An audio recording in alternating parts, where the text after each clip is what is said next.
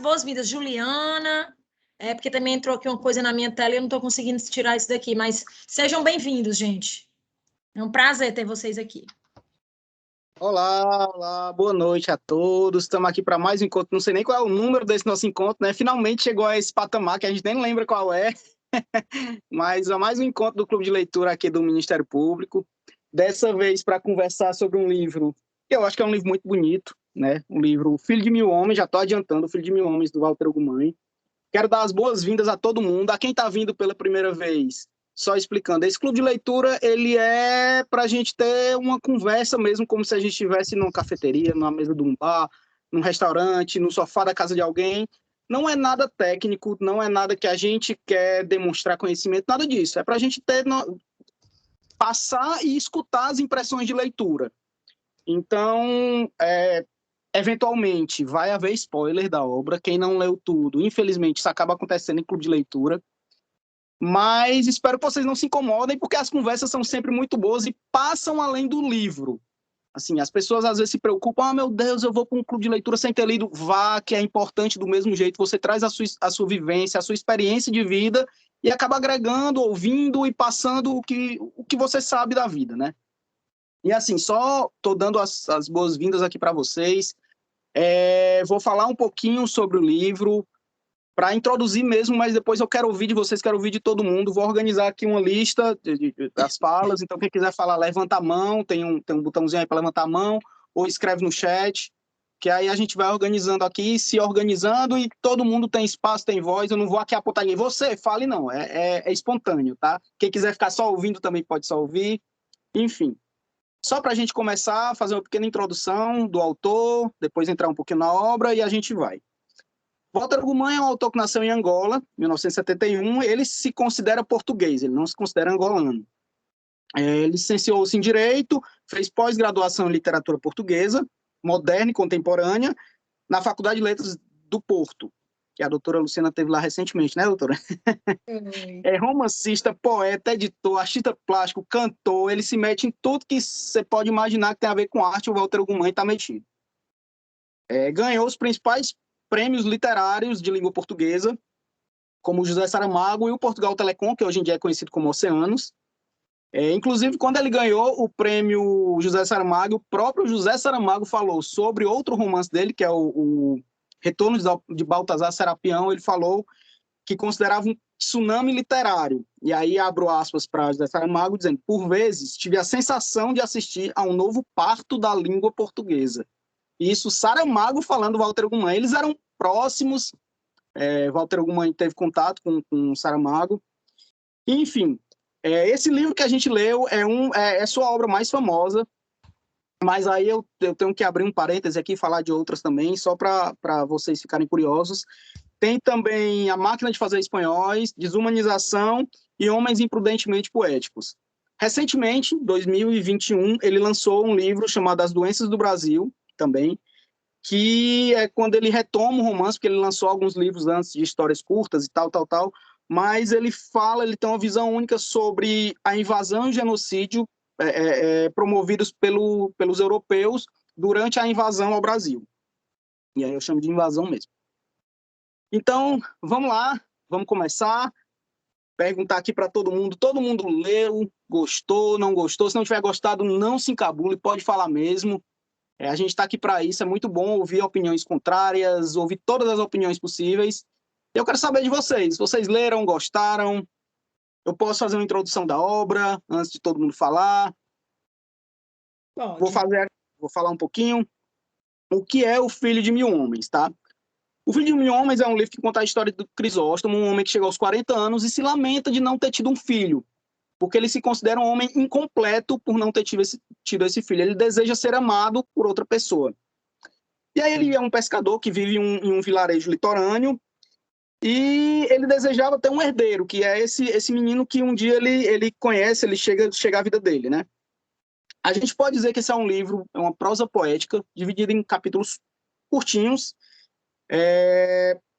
e que se entrelaçam, esses continhos acabam se entrelaçando numa história comum, que a gente vai conhecer a história do Crisóstomo, do órfão Camilo, que é quem chega a ser o filho do Crisóstomo, de uma mulher enjeitada, que é a Isaura, de um homem homossexual, o Antonino, e todo mundo tem os seus sofrimentos, as suas questões, as suas angústias, e no final do livro, aí eu vou dar um grande spoiler, a gente fica com uma mensagem de esperança. Todo mundo encontra a sua saída, o seu entendimento, e a gente fica com essa mensagem mesmo de esperança, né? Eu li numa resenha uma citação que eu achei muito interessante, que ela fala assim: o amor dos infelizes triunfa deixando o sentimento de esperança, que é o que a gente fica ao final da leitura desse livro, assim. E aí eu queria ouvir de vocês, eu fiz uma breve sinopse aqui, mas eu quero ouvir de vocês, o que é que vocês acharam, se a impressão que vocês tiveram é a mesma, quem são as personagens que tocaram vocês, o que é que vocês destacam do livro, e o microfone está aberto. Eita. Eu acho que eu vou falar logo, porque falar depois da Grace não dá, não. Não dá. Mas, apesar de Grace, eu tô Deixa muito... disso. Eu juro como eu estou sem saber o que dizer. Não, muita coisa do que o Rafael já disse, umas coisas eu já sabia, outras eu realmente não tinha ideia, que ele era esse monstro aí cultural aí, que o homem é mil facetas, que ele faz tudo isso, né, relacionado a essa pinta, né? As gravuras da obra são dele, São Rafael? São dele, doutor. Aí a doutora fez um spoiler que eu vou mostrar aqui, que eu mostrei, mandei no grupo, que está no grupo. Pois é, pronto. Aí são algumas gravuras que ele mandou na época, há alguns anos, em julho de 2007, eu mandei um livro de Homens Imprudentemente Poéticos no pacote de textos. E aí eu entrei em contato com o Walter Guman e ele mandou essas gravuras para eu mandar para os assinantes. Aqui é dele mesmo que ele mandou para eu mandar para o pessoal. Nessa época eu nem era assinante do pacote, eu perdi. Tá vendo? Perdi, tá vendo, né, Grace? Mas nunca tem mais eu deixo de ser assinante do pacote. É tudo dele, assim. E é isso, ele é esse artista completo, digamos assim, mas ele não se considera um artista plástico, ele é humilde, ele é modesto, ele fala, não, isso aqui são as invenções que eu faço, enfim. Mas, assim, sobre o que você falou, que o Saramago falou dele, né, que ele era essa explosão, para mim foi exatamente isso, essa impressão que eu tive, uma explosão, assim, de algo, uma narrativa, assim, diferente, porque ela é, ao mesmo tempo, poética, mas ela é bruta, entendeu? Ela entra, assim, no mais delicado e não entra sutilmente, não. Ele usa palavras mesmo, ele usa as palavras, né? Entendeu? Ele não fica aqui procurando arrudeios, não, ele fala. E mesmo ele falando diretamente, ele traz uma poesia, assim, uma coisa que tu vai lendo e vai sentindo aquele ambiente, assim, tu tá me entendendo? Assim, eu acho que eu fiquei encantada com a forma como ele escreve e também com as personagens que ele criou nessa obra, né? Assim, uma coisa que me chamou muito, muito, muito a atenção logo de cara, mas também porque logo é bem no início, com a questão da Anã, né? Que a cidade inteira tem um cuidado, um carinho, que eu disse, meu Deus, eu tô impressionada. Que coisa bonita a solidariedade desse povo. Então eu fui, meu Deus, eu tô encantada. E eu encantada. Até o dia que as mulheres descobrem que ela podia ser uma ameaça, né? Para as famílias delas, né? E aí, pronto, a mulher passa a ser o pior, né? Pior pecadora do mundo. Tinha que rezar para. Quando a mulher engravidou, tinha que rezar para ela perder esse menino, porque esse menino não era do bem, né? E aí veio toda aquela história. E a história toda vem daí, porque é justamente o menino que é o filho dela, que é o que é enjeitado e que fica essa situação toda, né? Mas enfim, a forma como ele constrói tudo isso, e eu acho que até o terceiro capítulo, né? Eu acho que só lá para o quarto, não sei se no terceiro ou no quarto, no segundo eu ainda não entendi que as histórias eram vinculadas. Eu não peguei, né? Li o primeiro, quando eu comecei a ler o segundo, não tem nada a ver, já sei, ele está contando, é um livro de contos, né? Eu pensando assim, né? Mas aí eu vi que não, que era tudo entrelaçado, e vai ficando cada vez melhor, entendeu? Porque você quer ver aquilo acontecer, né? E ele vai em cima dos tabus, o tabu da homossexualidade, o tabu da virgindade, né? Entendeu? E é uma curiosidade que sempre isso me vem, né? Essa história, ela se passou em que época? né? Em que não se sabe, assim... É atemporal. Atemporal, né, Grace? Não tem um lugar específico. Sei, entendo. Até porque esses tabus, eles são tabus ainda hoje, né? Então, assim, eu sei que ele vai, assim, nas feridas, assim, da humanidade, do ser humano, né? Ele vai, espreme mesmo, assim, para sentir a dor, né? Então, em cada personagem daquele que ele vai apresentando, você quase sente, junto com o personagem, a dor que ele está sentindo, né? Por uma razão ou por outra, né?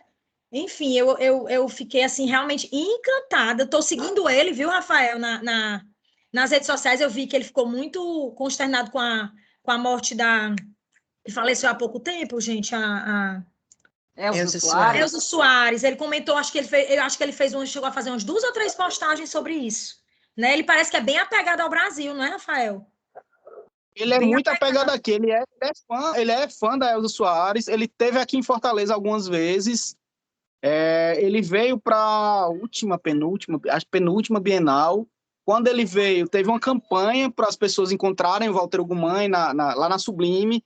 Ele foi, o dono da Sublime abriu um dia para 20 pessoas só irem, porque ele disse, tô com muito medo da lotação e tal, não quero que seja tão lotado assim. Então ele abriu no domingo só para a gente ir, bater um papo com ele, a gente foi, depois foi para a Bienal.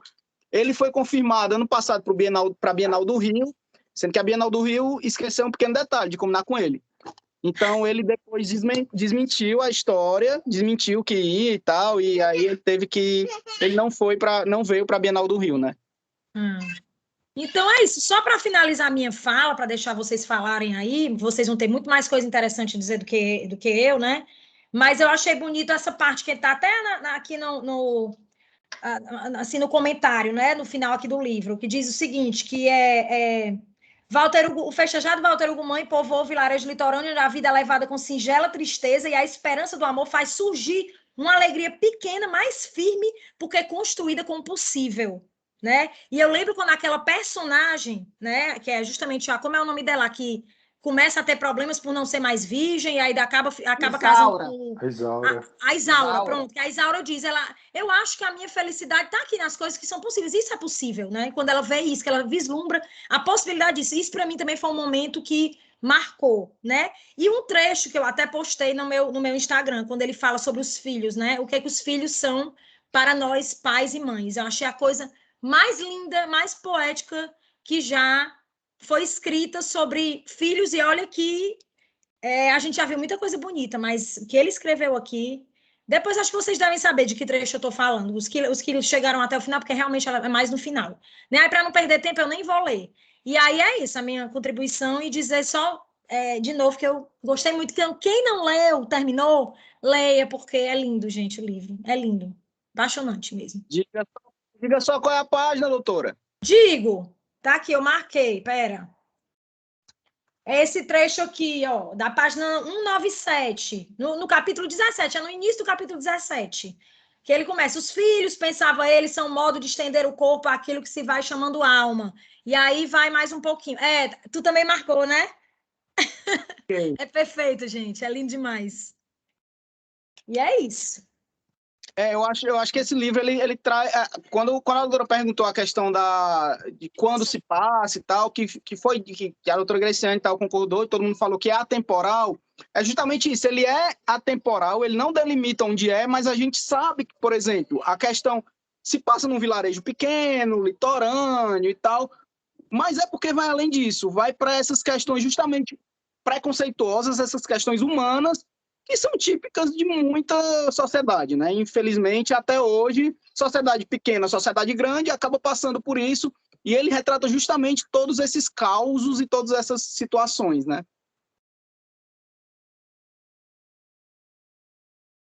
Alguém? Mais alguém? Deixa eu falar antes da Grace. Espera aí, Grace. Deixa eu falar antes de ti. De novo. Olha, vocês estão fazendo bullying Duas comigo. coisas que eu vou falar. Isso Cyberbullying. Cyberbullying. É exatamente isso que a Luciana definiu. Ele não é sutil, quer dizer, é assim, ele é bruto e ao mesmo tempo ele é suave. É tão interessante. Uma parte, e uma coisa interessante nessa, parece coisa típica mesmo de comunidade pequena. Todo mundo se mete na vida de todo mundo. Para o bem e para o mal. É interessante. A pessoa, eu acho interessante quando ele perde o avô, que ele fica deprimido, a vizinha vai para lá, que ele já está há muito tempo deprimido, curtindo aí, vambora, se levante, que o sol está alto, e o sol é que é o patrão. Vambora, se levante, meu filho. Passou, como quem disse, pronto, chega, você já sofreu bastante, se levante e vai viver. Porque, como ele diz, aí eu até grifei a parte que ele diz, o sol é que mandava. A vida se punha a continuar além das grandes tristezas. Quer dizer, é uma realidade que ela é dita com dureza, mas tem umas coisas sutis que ele diz. Eu marquei uma coisa muito interessante que ele diz. Ele diz lá na frente, numa parte de um capítulo, que ele diz: quem tem menos medo de sofrer tem maior possibilidade de ser feliz. É exatamente nesse sentido que eu achei ele muito completo. Ele tem quer dizer, a leitura do livro dele é diferente. Ela não é um diálogo, a gente não vê um diálogo, é uma coisa que vai, você vai lendo, e não tem um diálogo, não é assim, uma coisa assim intensa que desce, que você... Aí você vai percebendo como ele é duro e, ao mesmo tempo, como ele é sutil, como ele descreve exatamente o que você quer ouvir, aquele sentimento ele descreve, retrata com muita propriedade o que ele quer dizer com relação... É esse sentimento que ele traz para a gente na leitura desse livro. Foi isso que eu consegui perceber. Achei muito diferente. Eu nunca tinha lido nada dele. E nem conhecia, na realidade, Rafael. Eu achei muito interessante. Assim, eu não gosto de reduzir uma literatura de um país a uma só característica, né? Mas eu costumo dizer que a literatura portuguesa, pelo menos dos autores que eu conheço, ela tem muito dessa poesia, assim. Por mais que se fale de coisas duras, coisas brutas, é com a linguagem poética tão bonita que você acaba sendo tocado por isso. E o Walter Ugumãe, uma curiosidade aqui, o Mãe é pseudônimo, né? Não é um sobrenome dele, ele adotou porque ele é muito ligado à mãe dele e tudo isso, mas o nome dele é outro que eu não faço a menor ideia de qual seja, assim, posso ter lido, mas nem ficou... Parece que é Lemos, é uma coisa aqui. Lemos, uma coisa assim. Lemos. Mas, assim, e no começo da carreira do Walter Ugumãe, voltando um pouquinho ao que eu tinha falado do Saramago, ele era como o Saramago, e eu estou falando isso porque a doutora Alice falou agora, da questão do fluxo dele, que você não vê diálogo, não vê nada, mas ele tinha muito eu vou chamar de imitar o estilo do Saramago, daquele estilo de não botar letra maiúscula, não botar pontuação e tal. Então, no começo, os livros dele, as histórias dele, eram do mesmo jeito que o Saramago também, sem maiúsculas, sem pontuação e tal. E aí depois, não, depois ele criou um estilo próprio, que é esse que a gente conheceu com O Filho de Mil Homens, e nas obras seguintes, enfim. Só para pontuar essa característica dele também. Doutora Graciane está com o microfone aberto, eu sei que a doutora quer falar. Eu quero falar. Deixa não, Ivone fala primeiro, todo mundo fala primeiro. Olha, isso é bullying, eu vou ficar de mal de vocês. Fala. Gente, esse livro ele é tão intenso, ele é tão forte que eu não sei o que dizer, sinceramente. Ele é isso mesmo. E engraçado que ele é assim, ele é estranho. Quando eu comecei a ler esse livro, eu disse, que diabo é isso? Isso é um livro de contos. Aí eu fui lendo, eu disse, não. Aí começa, né, a interlaçar as histórias de um, de outro. Disse, não, isso aqui é um romance. Só que é um romance sem diálogo, e é como a Alice falou aí, eles assim, determinados trechos. E Camilo disse para o pai, e Crisóstomo perguntou ao filho, né? Não tem aquele travessão comum que a gente costuma usar, que a gente costuma ver. Então, achei muito interessante a forma dele escrever e a poesia, né? Ele concilia o lirismo dele e, ao mesmo tempo, fala de uma forma poética, de uma forma lírica, e, ao mesmo tempo, ele usa maricas, ele usa ele usa palavras assim, bem chocantes que, por incrível que pareça, elas não destoam do texto, elas se encaixam. Elas não tornam o texto feio. É como se elas fossem exatamente para aquele texto. Não agride, né, Grace? Não agride. Não agride. Não agride. Impressionante. Quando eu vi Maricas pela primeira vez, que isso é antigo, né, gente? Esse termo é antigo. Quando eu ouvi Maricas pela primeira vez, eu disse, nossa, o que é que ele está usando aqui? Aí, só que ele faz de um jeito que você acaba se apegando àquele personagem, né? Que é o Antonino. Deixa eu ver, de muitas coisas que eu pensei sobre esse livro, foi o seguinte, o Crisóstomo é muito intenso, né? Ele é muito grande. Ele começa sozinho, ele começa pelo meio, ele se completa quando ele encontra o Camilo, e ele fica em dobro quando ele encontra a Isaura. Isso é muito lindo, gente. É muito lindo isso, Grace. É muito lindo. Isso é intenso demais. Ele começa sozinho, numa praia, com as angústias dele, e ele termina com todo mundo reunido em família, né? Todo mundo da trama reunido. Ele termina em família. Né? Isso é muito bonito. E uma coisa interessante, Grace, as coisas se resolvem rapidamente no livro, né? Por exemplo, aquela mulher que, como era o nome dela, que morreu no dia do casamento, Rosinha. A Rosinha, aí a filha ficou sem, aí a Matilde, não, eu fico com o filho, todo mundo se resolve ali, todo mundo se mete na vida de todo mundo e se resolve, é tão interessante. Coisa de interior mesmo, o povo vai se metendo na vida dos outros para poder resolver. E é interessante ver que com o afeto é que se resolve tudo, né? O Antonino, no final, ele resolve ser ele mesmo quando ele se vê acolhido, né? No seio daquela comunidade, daquela família que o acolheu. Ele, não, agora eu vou ser eu mesmo, né? Agora eu posso ser eu mesmo. E a Matilde, ela é uma figura muito interessante, porque ela é aquela mãezona que se acha fracassada porque o filho é maricas, né? Porque o Antonino é gay, porque o Antonino ele é diferente, ela não aceita aquilo, mas ao mesmo tempo ela ama de paixão. Tem até uma passagem lá que a Isaura, lá no final, diz que assim, o Antonino é dela. Ela não aceita que mexam com ele. Para ela, ele é perfeito. Aí a Matilde, né, depois de todos os dramas que ela passou, disse, para mim também ele é. Ela acaba, no final, ela aceitando o filho. E ela até fala que tem orgulho de ter casado com ele, né? Essa parte é incrível. Essa parte foi isso que eu não esperava. Foi espetacular isso aí. Espetacular. Isso. Foi muito inteligente. E a Matilde é uma figura tão interessante que a Matilde foi ela que foi lá buscar o Camilo quando ele estava chorando naquela casa para acolher o menino, para dar comida ao menino. Foi ela que, quando o Crisóstomo resolveu adotar o menino, ela foi na casa do Crisóstomo para saber se aquela casa era uma casa decente. Foi ela que depois adotou a Rosinha, né? Ou adotou Milinha. A filha da Rosinha. É Milinha, né?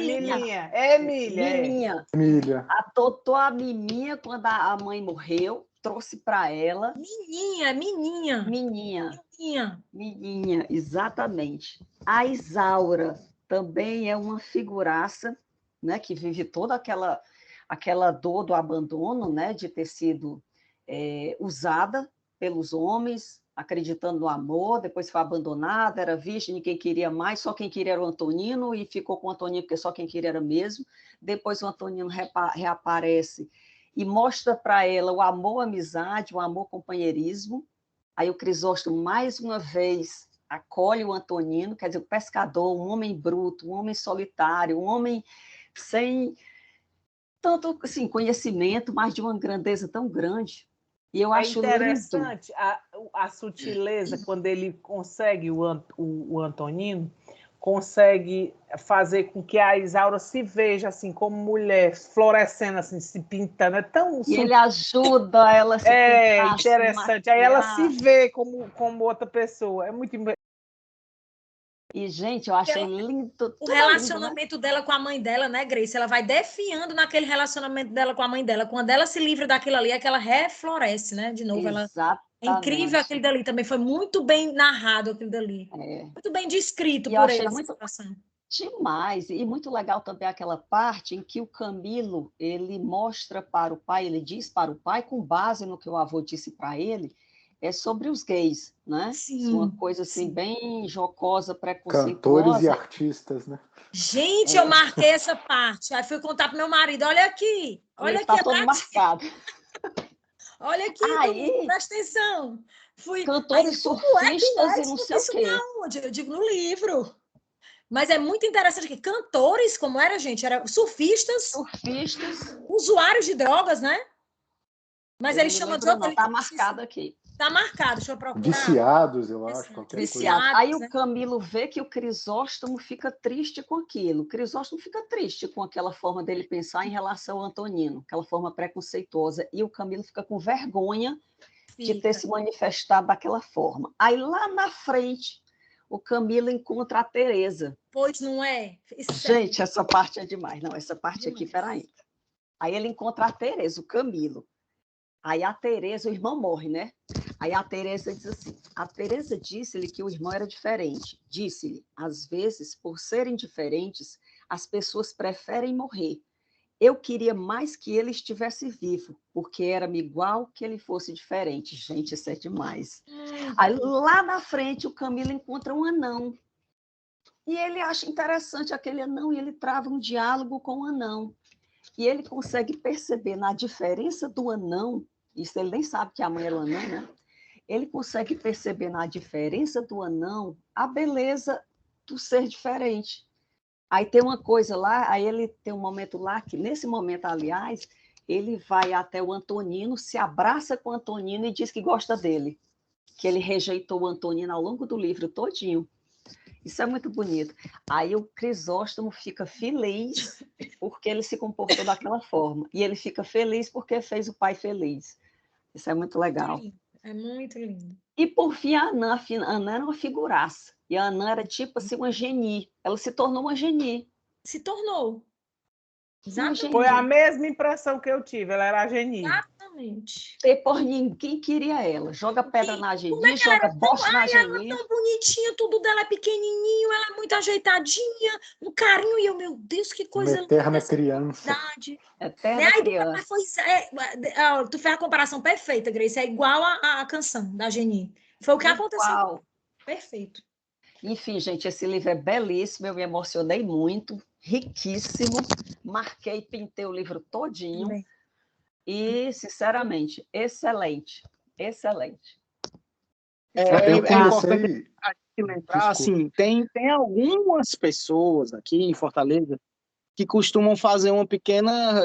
costumam ter problemas com esse livro e com outros livros do Walter Ugumãe, porque justamente por botar todas essas problemáticas que a gente conversou aqui, tipo essa questão de usar maricas, de botar esses preconceitos, essa questão, surfistas, não sei o quê, cantores, artistas, e a pessoa costuma confundir o escritor com a personagem que ele está retratando. E a gente tem que saber fazer essa diferenciação. Claro que o Walter Ugumãe não pensa isso. O Nabokov não era um pedófilo por ter escrito Lolita. Ele pode ser por outras coisas, mas não por ter escrito Lolita. Ele fez uma personagem nojentíssima com Lolita. Mas não significa que ele pense aquilo necessariamente, entendeu? Então, acho bom a gente fazer essa dissociação até para a gente ver o que tem de belo no livro. Assim, existem pessoas que pensam assim, infelizmente, e a gente tem que saber retratar isso na ficção e saber fazer ter a nossa visão crítica em cima disso. Ver, ó, não é possível uma pessoa pensar desse jeito. Não, existe um pensamento, aí no caso do avô, é o pensamento de uma pessoa mais velha, conservadora e tal, mas aí vem o menino para quebrar isso. O menino é ensinado dessa forma, mas ele vai mudando a visão dele e no final ele chega a mudar completamente o que ele tinha aprendido ao longo da vida, né? Algo assim que eu achei muito interessante, que eu gostei muito, foi justamente o fato de não ter diálogos, assim, foi algo, e ao mesmo tempo a história conectar personagens, né? Porque normalmente assim, os autores adentram, né, nas personalidades, as conexões são feitas pelos diálogos, né? Ele não, assim, os personagens são absolutamente conectados sem o livro ter nenhum travessão. Assim, isso é algo extraordinário, assim, mas algo que me chamou muita atenção também, acho que talvez remetendo ao nosso encontro passado de Édipo, né, foi o fato de que, se a gente pensar em termos de psicanálise, né, a família, assim, o ponto central da família é de uma fonte produtora de sofrimento, né? Assim, a família é, antes de tudo, uma fonte produtora de sofrimento. E a gente vê isso, assim, em todas as relações. E, ao mesmo tempo, obviamente, assim, não que o sofrimento seja o único afeto agregador da família. Longe disso, mas é através do sofrimento que nós somos forjados como sujeitos, né? Assim, como sujeitos disciplinados, indisciplinados, etc. Uma parte que me chamou muita atenção foi quando a mãe do Antonino, a dona Matilde, né? Matilde, ela chama a atenção da menina para os rapazinhos, né? Assim, da Emília. Olha os rapazinhos, que bonitinhos, né? Aquela coisa do tipo assim, olha, então se ela gostar de menina, ela tá ferrada, né? Ela não Algo do fez tipo. isso com o filho e acho que errou aí, não ter feito com E o o filho. problema, como se o problema tivesse sido esse, né? E aí, assim, e é interessante porque assim, uma das coisas que eu tiro do livro, né? Assim, não sei se o Crisóstomo, principalmente, assim, ele frisa muito que foi uma família inventada, né? Porque assim nós inventamos uma família, porque talvez a única família assim onde o sofrimento pode não ser o afeto o principal forjadores de problemas e ao mesmo tempo de unidade seja justamente uma família inventada, né? E um dos pontos também que me chamou muita atenção foi quando assim, a Isaura foi a minha personagem favorita, assim, disparado. Eu acho que o arco dela é incrível.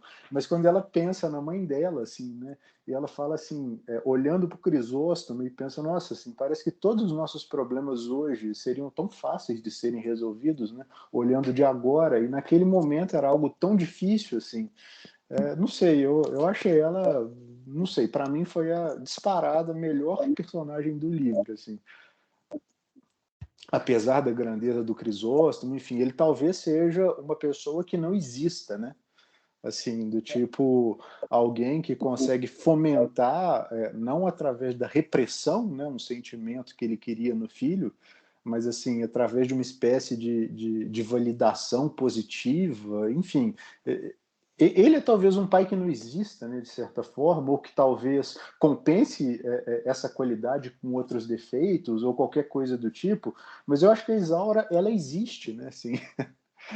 Nós vemos as nossas inseguranças nela, assim, eu não sei, eu achei ela que o arco dela é muito interessante, assim, eu acho que o Crisóstomo ele começa incompleto, porém grande, assim, e ele termina grande, porém completo, e ele talvez, não sei, alguns sentimentos, tudo, eu até comecei também marcando as partes que eu achei extraordinárias no livro, mas eu pensei que tem livros que vale a pena se ler mais de uma vez, né?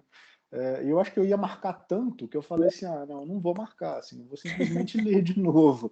Tem algo, assim, só uma um pequeno parente de um livro que me marcou muito, assim, que eu li na escola e depois eu já li várias outras vezes, foi aquele O Menino no Espelho, do Fernando Sabino, assim, em um trecho especificamente, quando ele escreve, enfim, vou dar um spoiler do livro, mas nada muito substancial. Ele mineiro, né, de Belo Horizonte, ele se inscreve para um concurso no Rio, ganha, quando criança, um concurso de redação, e ele foge de casa para ir receber o prêmio. E aí, em uma das paradas, assim, ele para em um hotel, se eu não estou enganado, em Juiz de Fora, ou em alguma dessas cidades ali enfim, entre Minas Gerais e Rio de Janeiro. E aí ele está em um hotel, e nesse hotel, isso aí deve ser década de 60, 70, né? Um cara que está acima dele pula e comete suicídio. Ele fala assim, nossa, mas como é que alguém tiraria a própria vida, assim? E depois ele, quando ele está tendo a vida dele, assim, ele já adulto, né? A vida dele arrasada, ele vai e fica naquele mesmo hotel e ele fala, hoje eu entendo o porquê daquele ato, assim. Eu acho que esse talvez seja um desses livros, assim.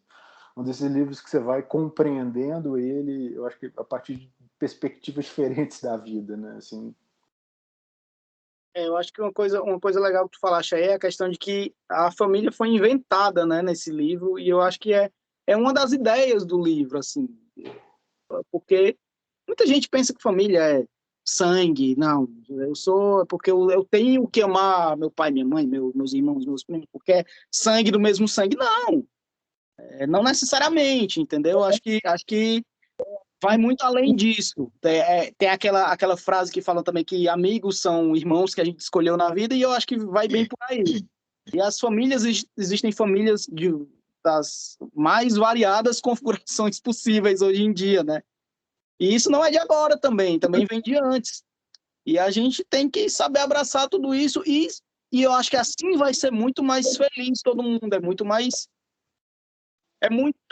fácil de se atingir a completude dessa forma, né? Ter um filho de 1000 homens é muito melhor do que ter o filho de um homem, porque é sangue, do mesmo sangue, mas que não dá amor àquela criança, enfim. Acho que vai bem por aí, né? Eu quero fazer duas observações. Opa, pode não. O primeiro ponto sobre essa questão das famílias inventadas, eu primeiro, assim, acho que essa afirmação ela pode ser mais generalizada, sabe?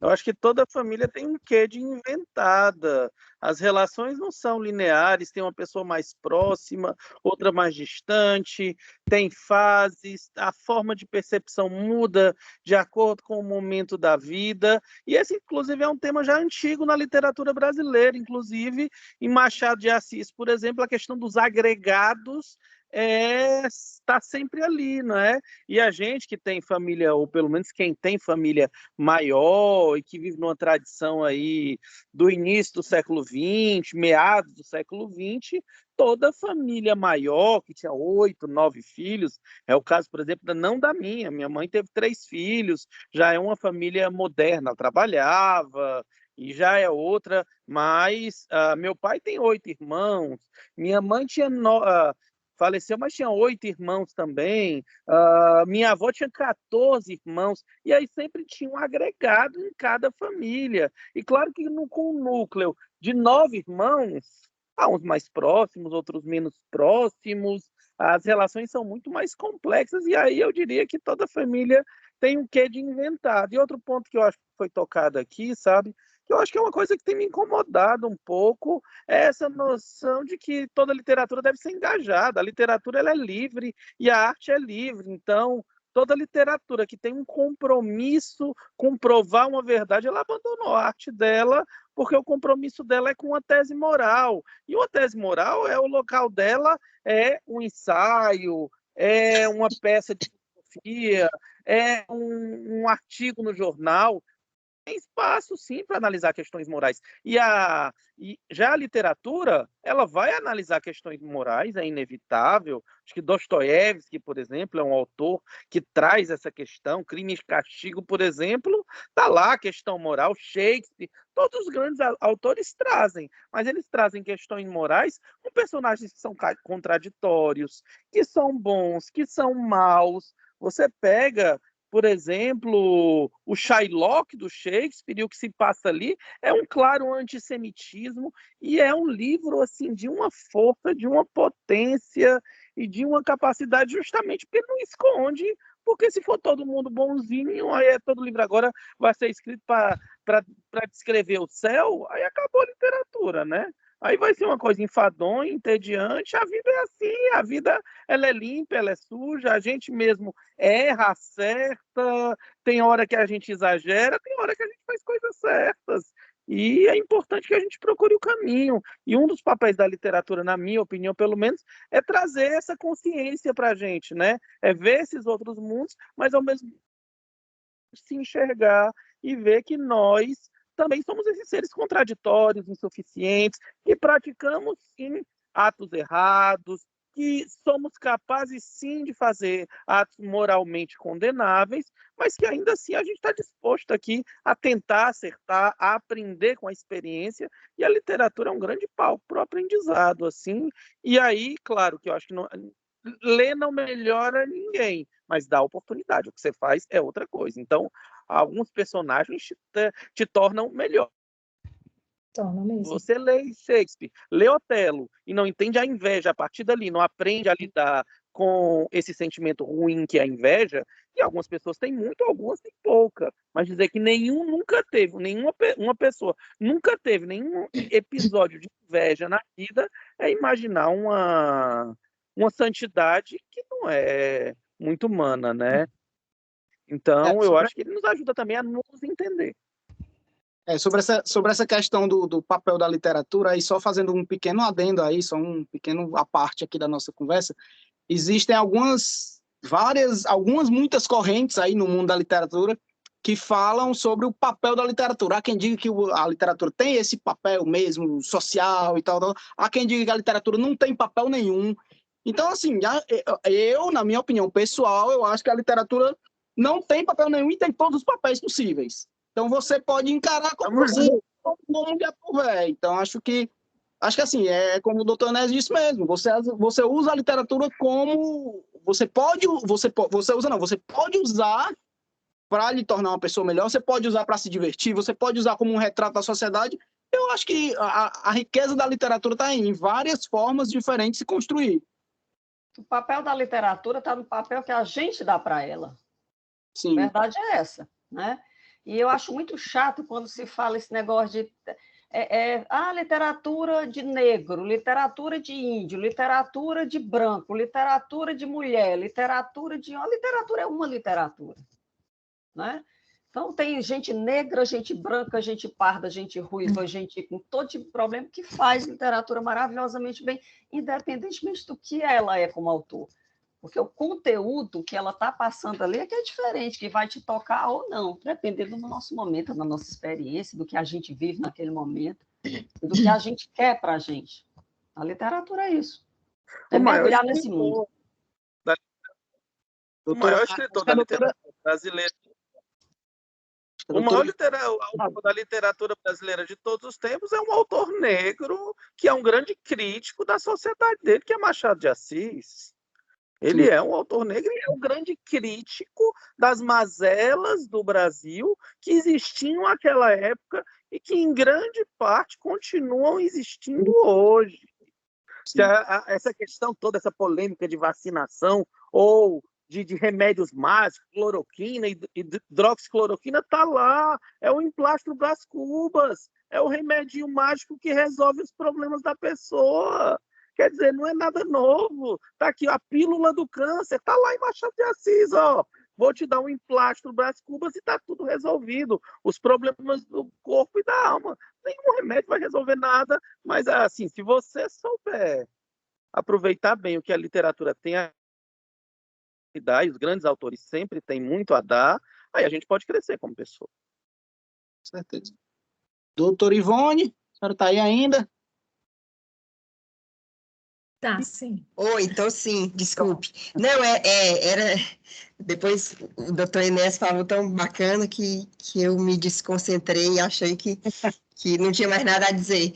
Enfim, na verdade, para complementar o que vocês estavam contando sobre a história da família, a família inventada, na verdade, o que me chamou a atenção desde o início é a sensação da solidão, da história da solidão desde o Crisóstomo. Eles dizem lá, o Crisóstomo tinha quase 40 anos e buscava um filho, né? E lá no finalzinho, ele passa o livro todinho traçando todas as relações, e no final ele diz, já lá no fim, sem dar spoiler também, que não é questão de spoiler, numa conversa do filho com o pai, ele diz, o filho diz, sabes, pai, gosto de pensar que nunca mais vou ficar sozinho e que alguém há de ficar comigo para sempre. Aí depois ele responde, todos nascemos filhos de 1000 pais e de mais de 1000 mães. E a solidão é, sobretudo, a incapacidade de ver qualquer pessoa como nos pertencendo.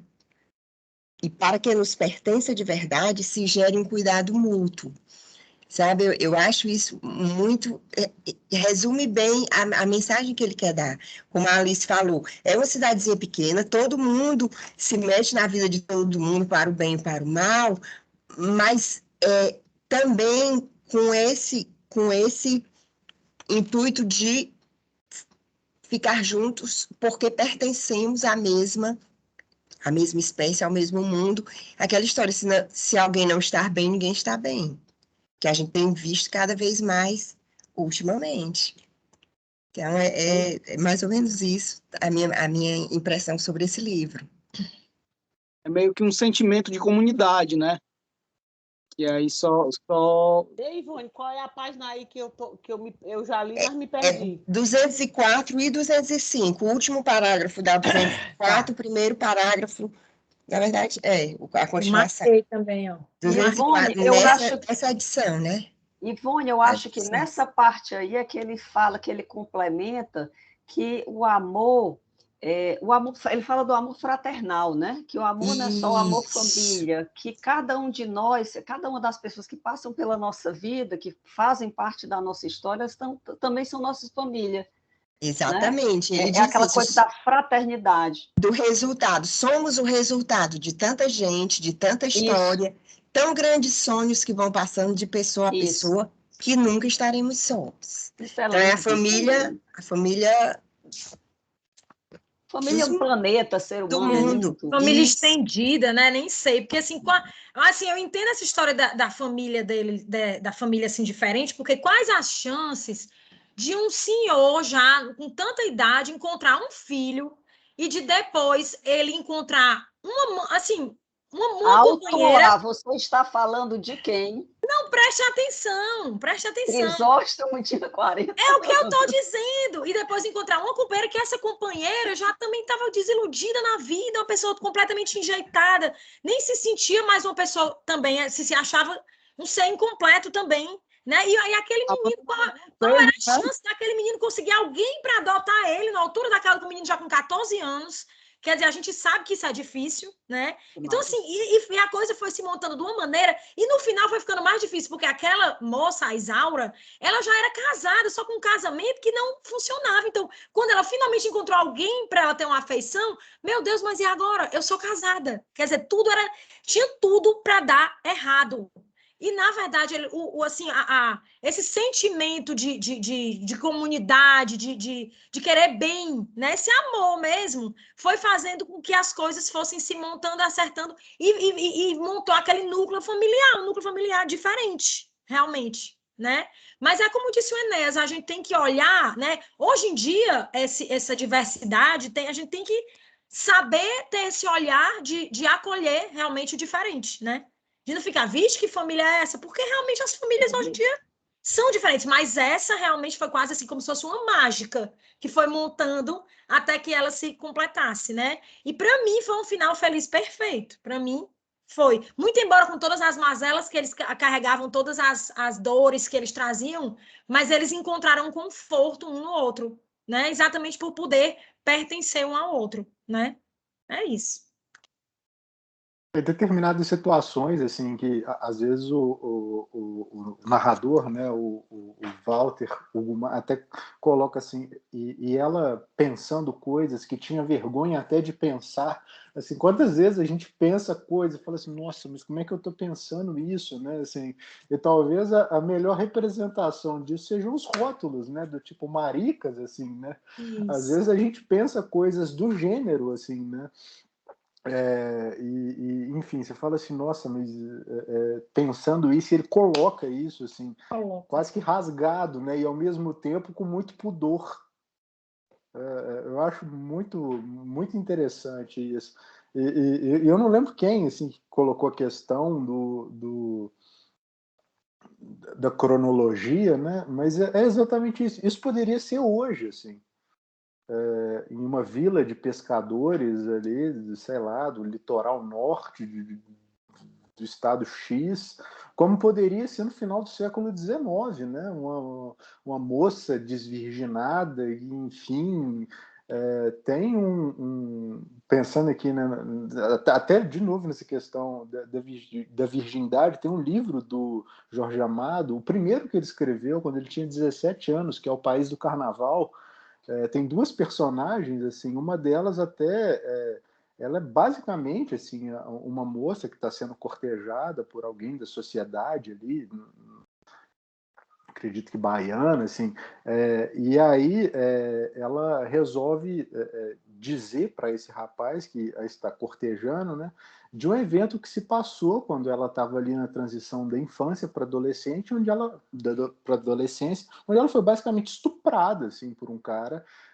E aí e essa personagem rejeita essa menina porque ela não era mais virgem, assim. Algo muito atemporal mesmo, né? Do tipo até onde vão esses pudores, né? E até onde assim enfim, o não dito diz muito, né? Porque eu acho que é o livro justamente um dos efeitos desse livro assim, é o efeito do não dito, né? A mãe que quer matar o filho, a filha que uma hora pensa assim, nossa, se eu pegar esse travesseiro assim e acabar com isso, vai ser tão melhor.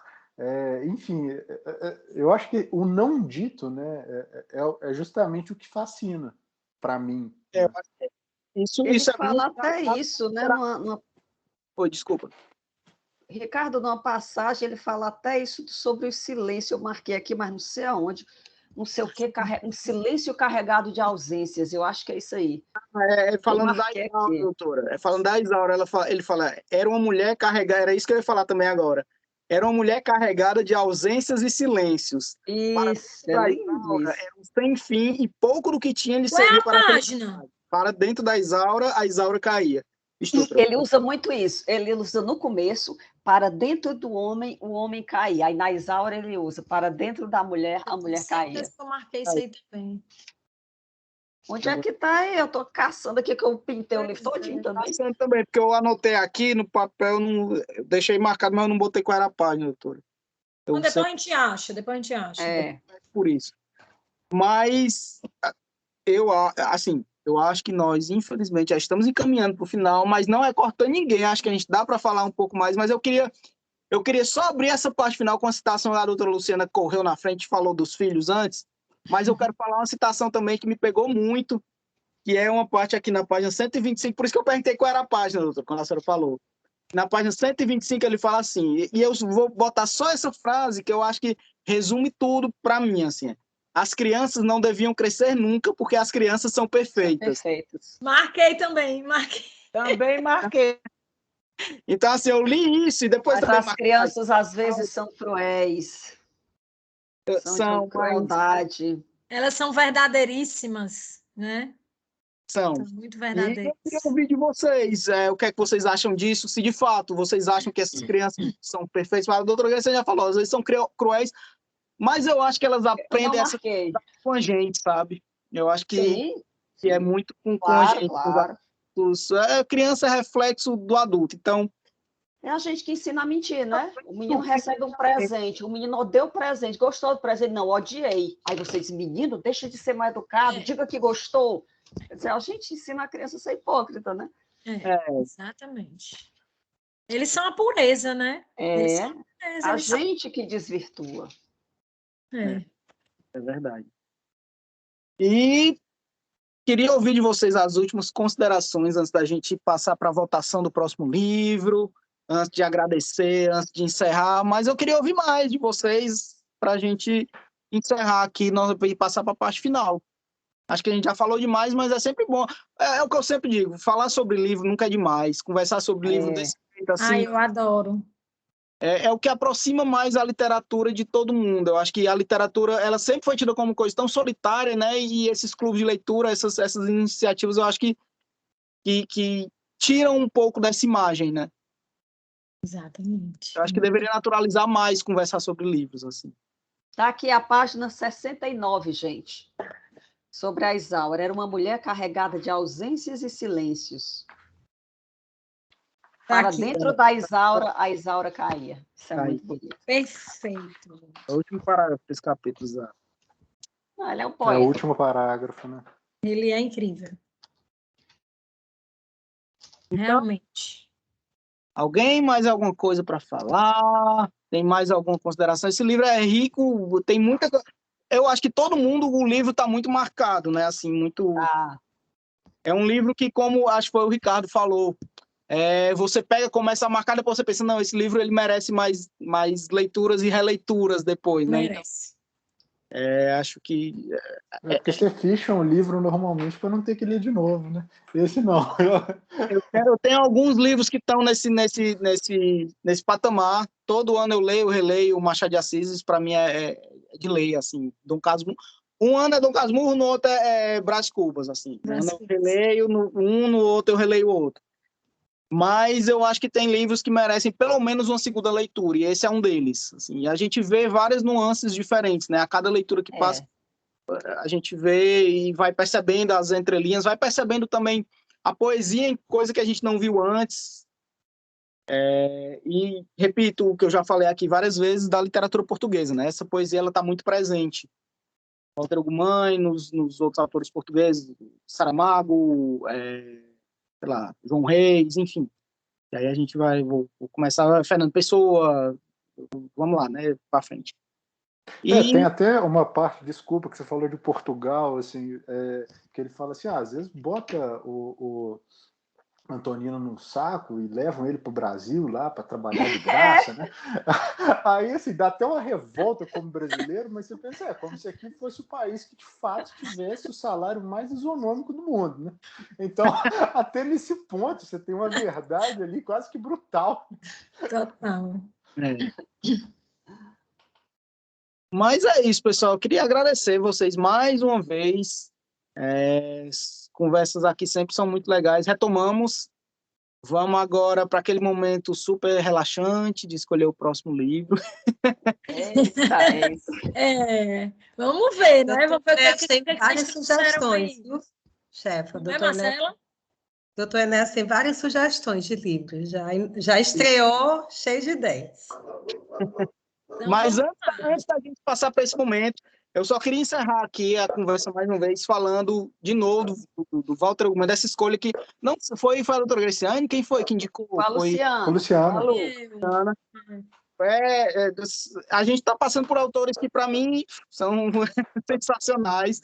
Walter Ugumãe, assim, como eu já falei, ele já esteve no pacote de textos, tem muita proximidade com o pessoal aqui do Brasil, a gente tem muita proximidade com ele, a gente que eu digo, o pessoal do Clube da Sublime, a gente já encontrou com ele no café, as meninas do clube tem tatuagem do Walter Ugumãe, eu não cheguei a esse ponto, porque eu não tenho nenhuma tatuagem, mas enfim. Tem essas gravuras que ele mandou, se vocês quiserem um dia lá na sala do pacote para ver, eu tenho que moldura faz tempo, ele mandou uma para cada um também. Ele mandou esse recadinho, dizendo que não era artista plástico, várias coisas, enfim. Isso tudo é para falar que Walter Ugumãe ele é muito acessível também para quem quiser conversar com ele, mandar mensagem no direct, ele pode demorar a responder um pouquinho, porque depois desse boom, ele virou uma personalidade assim no Brasil, ele é muito cotado, todo ano ele é cotado para ser Nobel de Literatura, aparece nas listas, próximo Nobel, Walter Ugumãe, nunca mas ele está lá nas listas sempre. E é isso, pessoal. Gostei muito dessa conversa mais uma vez. Acho que teve muita participação de todo mundo. Teve mais gente aqui no clube que da última vez, né? Eu acho que tem alguns autores que acabam chamando, mas... E vamos agora para aquele momento legalzinho de escolher o próximo livro. Quem tem indicações, se tem alguma... Eu não vou indicar, não. Eu não vou indicar, porque o último já foi escolhido, o meu, né? Então eu vou desta vez, eu ficarei só assistindo, né? Vou deixar entre Grace, Rafael e eu também vou silenciar. Acho que o Inés também tem algumas sugestões, né? Não sei se a Alice tem, Ivone. Eu vou realmente ficar assistindo, esperando aí as sugestões de vocês. Aí a gente volta, né, Rafael? Sim, eu tenho uma. Posso começar com minha, mas depois eu quero ver. Eu não quero começar com minha, porque tem gente que se encabula quando a gente faz nossas sugestões. Então, eu quero que todo mundo dê as suas e no final eu dou a minha, se eu achar pertinente ou não. Doutor Enéas? Não, pode fazer, ninguém vai se encabular. Não, encabular com você não, pode falar. Não, então eu vou dar minha sugestão aqui, é de um livro que eu li recentemente, depois do Tortarado, que a gente já leu aqui, eu acho que foi um dos grandes livros que eu li dos últimos anos, e é muito bom a gente ler literatura brasileira contemporânea. É o livro da Andrea Del Fuego, chamado A Pediatra. Ela consegue construiu uma história muito boa, uma personagem muito boa. A gente tem muita raiva dessa personagem, mas é pela qualidade da autora que a gente consegue ter essa raiva da personagem. É uma história muito bem construída. É a história de uma pediatra, neonatologista, que ela não gosta de crianças. E aí ela começa a se envolver com um homem casado, que tem um filho, e aí a história se constrói a partir daí. Ela começa a se questionar formas alternativas de parto. Ela, como é uma neonatologista, ela começa a ver a presença de doulas, de médicos alternativos, e ela começa a perder espaço dentro do hospital. Ela, não, o que é que eu faço agora? Ela parece não gostar de ninguém, parece não amar ninguém, a não ser o pai dela, mas nem mesmo isso. Às vezes a gente fica em dúvida. E é uma história bem legal, é muito bem construída. A gente, como eu falei, a gente tem raiva dela, mas é legal. É um livro que a gente lê numa tacada só. É a minha sugestão. Esse, né? Que você fica querendo ver o que vai acontecer, né? Você fica... Sim. Eu li esse também, gostei demais. Li e assisti uma entrevista dela. Ela é uma menina nova, ganhou o prêmio Saramago também, né? André Del Fuego. Ganhou com os Malaquias. Os Malaquias, isso. Vai sair pela... Eu gostei demais. É um livro pequenininho, curtinho, você lê rapidinho, mas você não solta. E tem uma evolução, né? A gente... ela é meio hipócrita, mas ela é bem competente no que ela faz, né? Sim. Eu gostei muito, gostei muito. Foi o livro do Clube da Sublime, sábado passado, o Clube de Leitura da Sublime, assim. E todo mundo ficou surpreso, porque no Clube da Sublime eu sou conhecido como o do contra. Geralmente, quando as pessoas gostam do livro, eu não gosto, e vice-versa. E nesse, todo mundo concordou e gostou, assim. E todo mundo ficou surpreso de eu ter gostado também, mas, como eu falei, é um livro muito bom. Outras sugestões? Não, a Marcela tinha falado. Desculpe. Não, pode falar, depois eu... Não, desculpe, doutora. Eu sugeriria, mas não para agora, porque a gente acabou de ler também, acabou de estudar um português, mas eu sugeriria que a gente não esquecesse de colocar Saramago nesse ano, porque é o centenário de nascimento dele. Aí, agora, Saramago é uma coisa mais pesadinho, né? Não sei. Mas, por enquanto, eu gostei muito de A Pediatra, acho uma boa pedida. Mas diga lá, doutor, desculpe ter interrompido aí. Não, sem problema. Eu, assim, a Marcela pediu, eu pensei em algo que é um dos grandes escritores, é muito conhecido, mas no Brasil menos, né? E eu acho que ele é um dos grandes injustiçados aí do Prêmio Nobel, que é o Philip Roth. Eu li vários livros dele, e um dos livros mais recomendados dele é o Complexo de Portnoy. Esse eu não li, mas ele deve ter escrito uns 40 livros, eu devo ter lido uns 10. E eu adoro tudo que ele escreve, assim, é um dos autores mais realmente brilhantes dos últimos 40 anos, eu diria assim. Então, a indicação seria o Philip Roth. Eu pensei no Complexo Portnoy, é um livro que eu não li, mas tem inúmeros livros dele. Eu nunca li um livro dele que fosse sequer mais ou menos, sabe? Todos os livros dele, na minha opinião, são grandes livros. Ele morreu há pouco tempo, há poucos anos, e ele escrevia mais ou menos um livro por ano, mas todos eles eram fabulosos. Ele parte muito ali do locus dele, né? Ele é um judeu nova-iorquino e trata com muito humor a partir daquele cenário dele, mas sempre com muito humor, ironia e dos grandes temas. Trata da questão de sexo e paixão, trata da questão do envelhecimento, trata também das disputas políticas e de um mundo polarizado, trata de vários pontos. Então, assim, era a proposta. Não sei quais vocês já leram alguma coisa do Philip Roth, mas eu realmente dos autores contemporâneos, é um dos autores mais ricos que eu conheço. Tem outros também muito bons.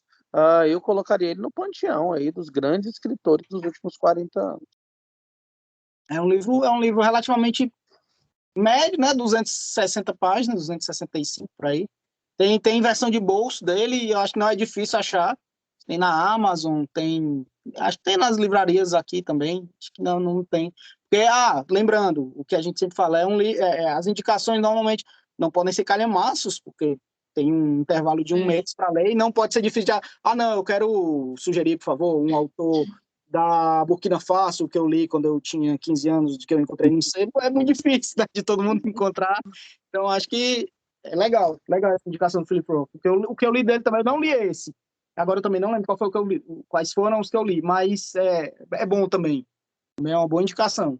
E é um livro, eu tô aqui no site da Companhia das Letras só para ler um pouquinho da história, né, para depois a gente voltar sabendo do que se trata a história, né. A narrativa de Alexander Portnoy, jovem advogado nova-iorquino, é uma longa confissão no divã do psicanalista. Portnoy é dotado não apenas de inteligência privilegiada, como também de uma capacidade ilimitada de encarar a si mesmo com realismo e ironia. Quando lançada em 1969, a história de Portnoy, narrada com uma verve extraordinária, num tom que oscila entre o hilariante e o patético, foi um grande sucesso de vendas e de crítica. O livro alcançou o primeiro lugar nas principais listas de best-sellers dos Estados Unidos e um crítico da revista Time comparou as obras de Henry Miller. Décadas depois, o lugar de O Complexo de Portnoy está mais do que garantido na obra de Philip Roth na literatura norte-americana. Então, Philip Roth, Saramago, A Pediatra. Tem mais sugestões? Só temos essas, eu acho. Acho que já tem muitas, né, já. Acho que dá para votar em cima delas, né? O Saramago é para agora ou para depois? A Ivone sugeriu depois, né? Depois.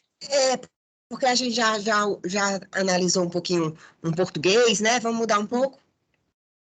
Tá certo. Então, deixemos Philip Desde Roth. que a gente faça, né? Escolha um dos meses para ter um Saramago, né? Para ter uma obra dele, né? Eu posso fazer uma sugestão aqui, nessa votação? Pode. Próximo mês é fevereiro. Bem curtinho. Depois é março, mês da mulher. Mês da mulher, vamos ler uma mulher?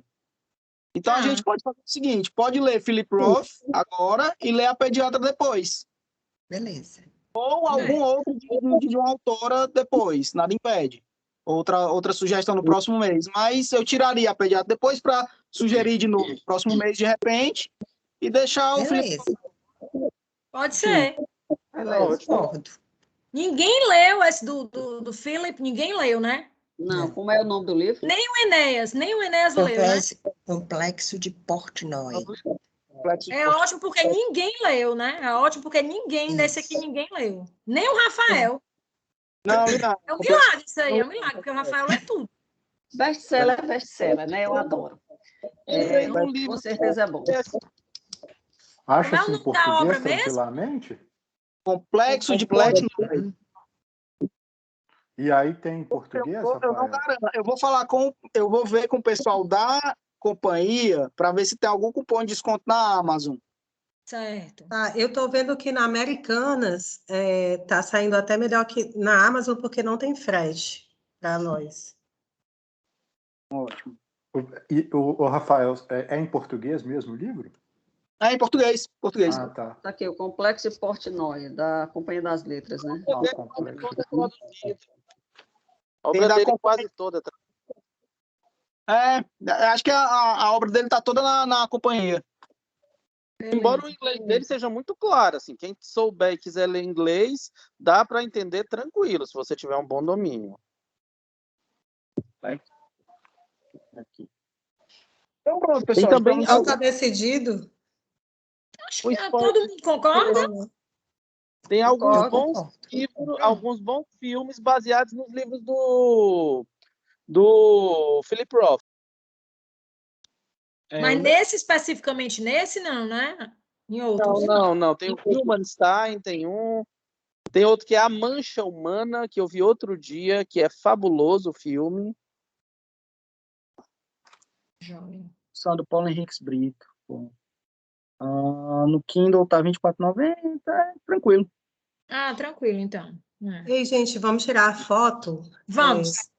Eu não sei o aplicativo lá do chat, mas eu vou tirar aqui com o meu próprio celular. Peraí.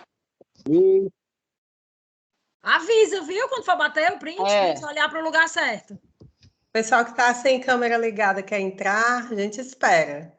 Se quiser, esse é o momento.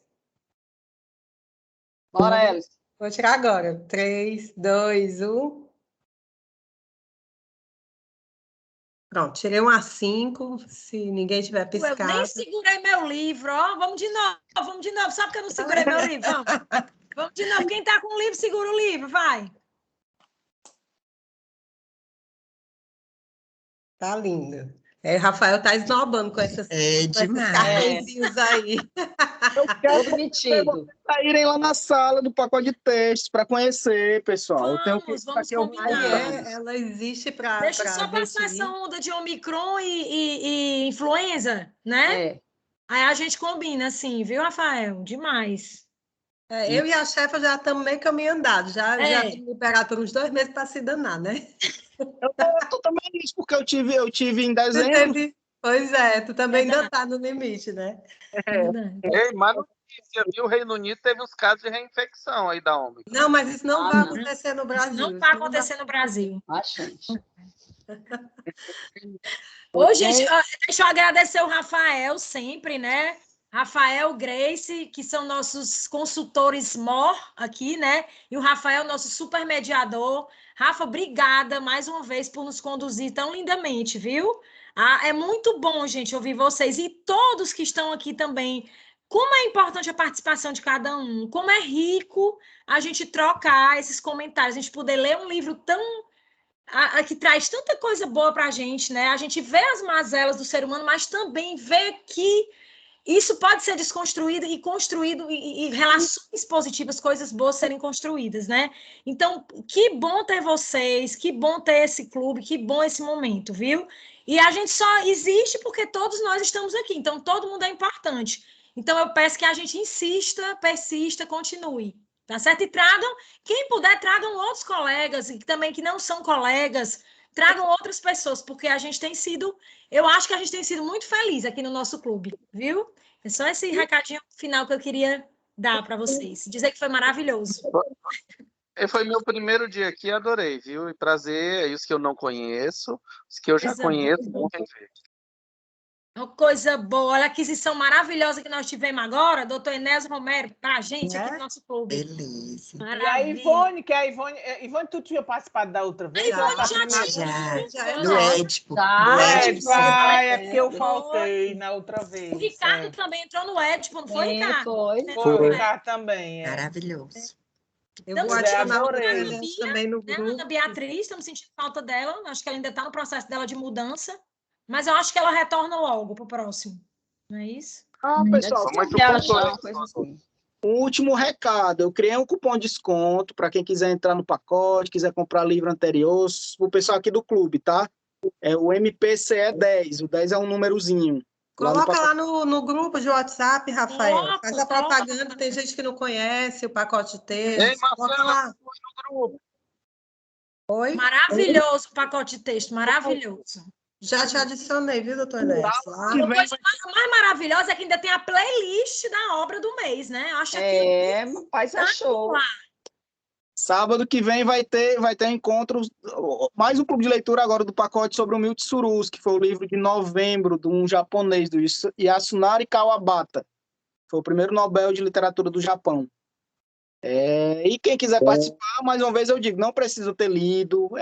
A conversa é mais ou menos nesse mesmo ritmo que foi a de hoje, né? A mesma coisa. Então, mais uma vez, obrigado. Obrigado pelas palavras, doutor. Acho que só é legal porque todo mundo participa. Sim. Eu estou aqui mais para ouvir de vocês. Eu só dou o pontapé inicial e vocês que constroem a conversa. E o último recado, quem conhecer... Eu trabalho com o doutor Tibério, né? Então, quem tiver proximidade com ele, tiver o contato dele, mandem um abraço para ele, mandem uma mensagem para ele hoje, que a mãe dele faleceu. Então, falem contato com ele, falem com ele, enfim, mandei um abraço para ele, viu? Tá certo, eu vou mandar sim. Pois então, queridos, boa noite. Boa noite. Boa noite. Um prazer. Obrigado. Gigante. Quando é o dia, qual é o próximo? É o próximo.